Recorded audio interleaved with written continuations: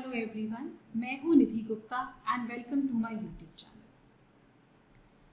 47th GST council ने कहा है कि sale of land after levelling, laying down of drainage lines etcetera is sale of land and does not attract GST.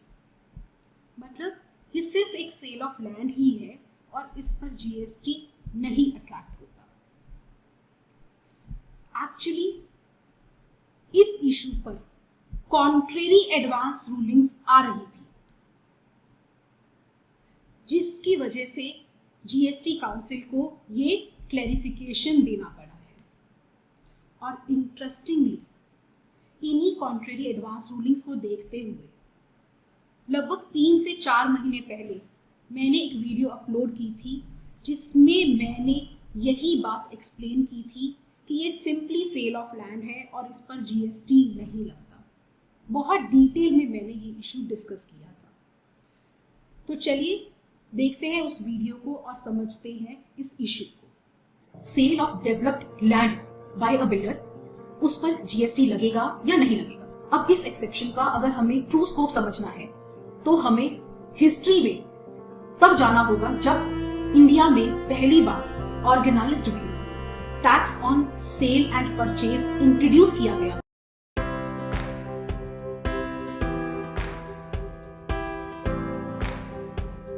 Hello everyone, मैं हूं Nidhi Gupta and welcome to my YouTube channel. GST में recently एक बहुत बड़ी कंट्रोवर्सी चल रही है कि क्या sale of developed land by a builder, उस पर जीएसटी लगेगा या नहीं लगेगा। इस पर मेजरली हमारे सामने 3 एडवांस रूलिंग्स अवेलेबल हैं, जिसमें लेटेस्ट है गुजरात अपीलेट अथॉरिटी की एडवांस रूलिंग, जो कहती है कि ये sale of developed plots by a builder, जहां पर वो बिल्डर उस प्लॉट पर बाउंड्री वॉल कंस्ट्रक्ट करता है या सीवेज लाइन डाल रहा है या लेवलिंग ऑफ लैंड कर रहा है, ये सब डेवलपमेंट एक्टिविटीज है और इस वजह से ये जीएसटी नेट में कवर्ड है, इस पर जीएसटी लगेगा। लेकिन इससे पहले गोवा और मध्य प्रदेश की एडवांस रूलिंग अथॉरिटीज ने कहा कि ये सेल ऑफ डेवलप्ड प्लॉट्स और कुछ नहीं, सिंपली सेल ऑफ लैंड ही है और इस वजह से ये जीएसटी के दायरे में नहीं आते। हमें पता है सेल ऑफ लैंड शेड्यूल 3 की एक एक्टिविटी है जो जीएसटी के दायरे से बाहर है, लेकिन उसका सिर्फ एक एक्सेप्शन कार्व आउट किया गया है, कंस्ट्रक्शन ऑफ कॉम्प्लेक्स। किसी बायर को बेचने के लिए कोई कॉम्प्लेक्स कंस्ट्रक्ट किया जा रहा है, बनाया जा रहा है, और जहां पर कुछ बुकिंग अमाउंट, कुछ कंसीडरेशन कंप्लीशन सर्टिफिकेट इशू होने से पहले ले लिया जाता है, वो जीएसटी के दायरे में कवर्ड है। तो ये पूरी कंट्रोवर्सी इस बात के अराउंड रिवॉल्व करती है कि ये जो सो कॉल्ड डेवलप्ड प्लॉट्स हैं, जहां बिल्डर ने लेवलिंग ऑफ लैंड या बाउंड्री वॉल कंस्ट्रक्ट करने जैसी एक्टिविटीज की हुई है, और जब वो ऐसे प्लॉट को बेचने जाता है तो क्या वो सिंपली सेल ऑफ लैंड है? अगर है तो उस पर जीएसटी नहीं लगेगा, या फिर वो इस एक्सेप्शन में कवर्ड है, कंस्ट्रक्शन ऑफ कॉम्प्लेक्स, जहां कंप्लीशन सर्टिफिकेट से पहले कुछ बुकिंग अमाउंट ले ली जाती है। अगर वो इस एक्सेप्शन में कवर्ड है तो डेफिनेटली उस पर जीएसटी लगेगा। और इस वीडियो में हम इस एक्सेप्शन का हिस्ट्री और ट्रू स्कोप समझने की कोशिश करेंगे और फिर देखेंगे कि क्या ये transaction sale of developed plots इस एक्सेप्शन में कवर होते हैं या नहीं होते। तीनों एडवांस रूलिंग अथॉरिटीज एक बात तो मान रही हैं कि ये सेल ऑफ लैंड है, लेकिन गुजरात अपीलेट अथॉरिटी कहती है कि सेलर यहां पर सुपर बिल्टअप एरिया के बेसिस पर चार्ज करता है, जिसमें डेवलपमेंट चार्जेस जो ये बाउंड्री वॉल बनाने के थे, सीवरेज सिस्टम के थे, वो सब इनबिल्ट है। इस वजह से ये सेल ऑफ लैंड सिंप्लिसिटर नहीं है और ये जीएसटी में कवर्ड है।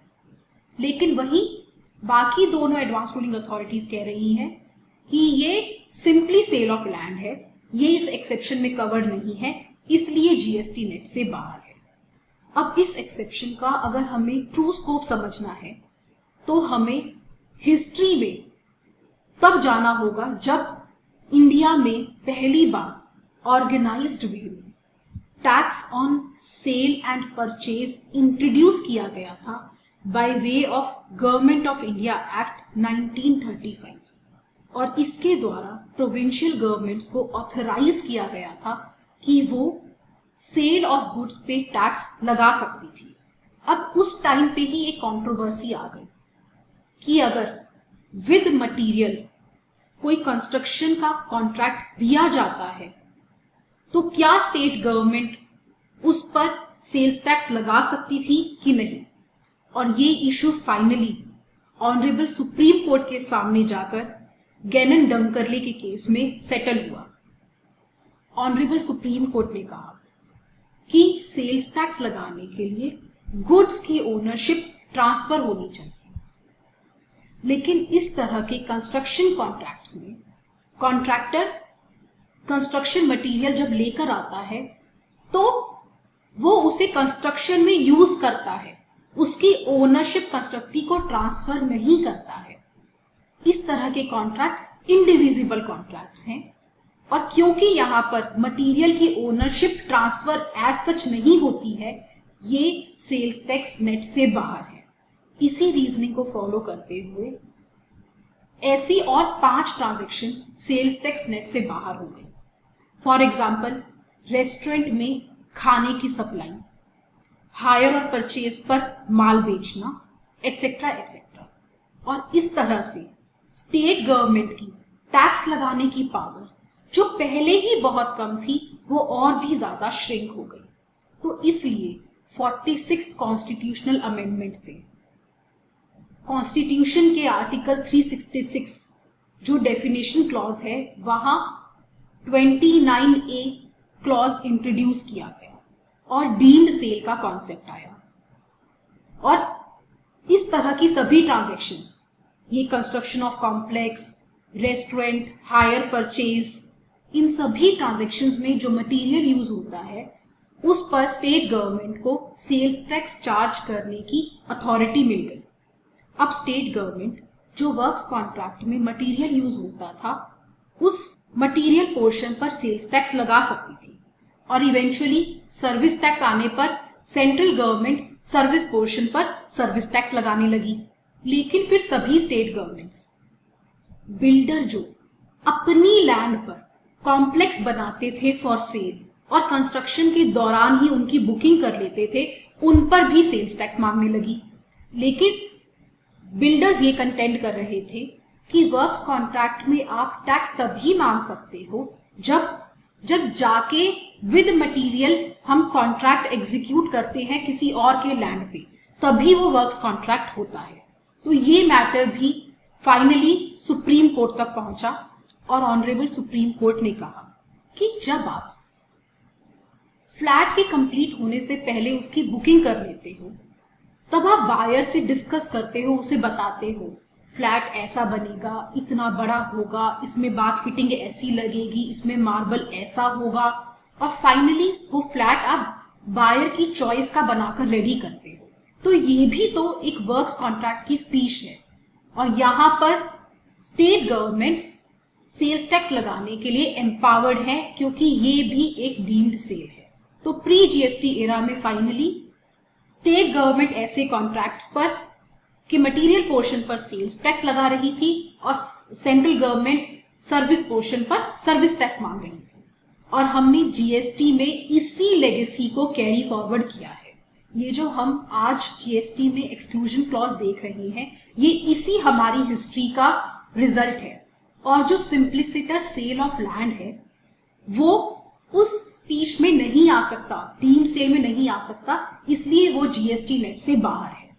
तो यहाँ पर with all due respect Gujarat appellate authority जो ये बात कर रही है अप्रूवल्स की, कि रेजिडेंशियल कॉम्प्लेक्स बनाने से पहले जो ये अप्रूवल्स लेने जरूरी है, इसे आप कंप्लीशन सर्टिफिकेट से इक्वेट नहीं कर सकते। शेड्यूल 2 में वर्ड कंप्लीशन सर्टिफिकेट है।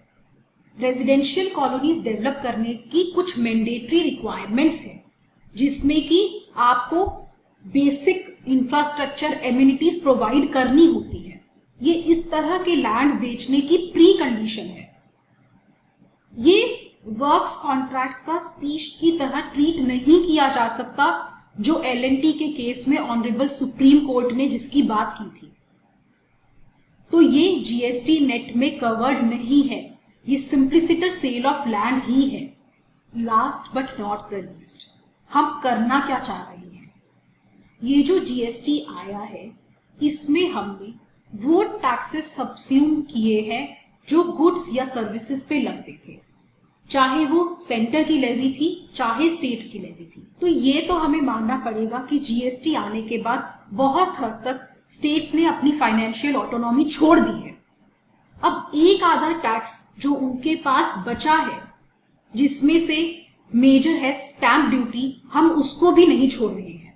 जब जीएसटी काउंसिल की मीटिंग में स्टेट्स कंटेंट करती हैं कि आप लॉन्ग टर्म लीज पर जीएसटी मत लगाओ क्योंकि उस पर स्टैंप ड्यूटी लगती है, और जीएसटी लगा देने से जो उनकी एक्सक्लूसिव डोमेन का रिवेन्यू है उसकी पेइंग कैपेसिटी कम होती है, तो सेंटर की अथॉरिटीज वहां बैठी हुई कहती हैं कि हमें बॉम्बे हाईकोर्ट ने कहा है we can levy so we will levy.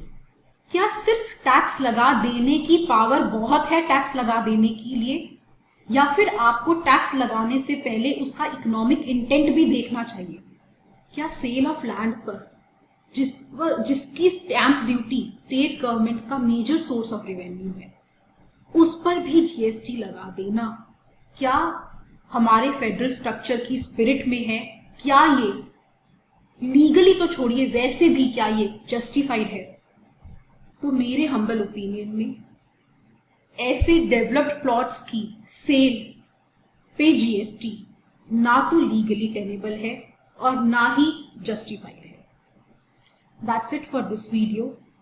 I'll see you in next video. Till then, take care. Have a good day. And please do subscribe to my channel. Bye-bye.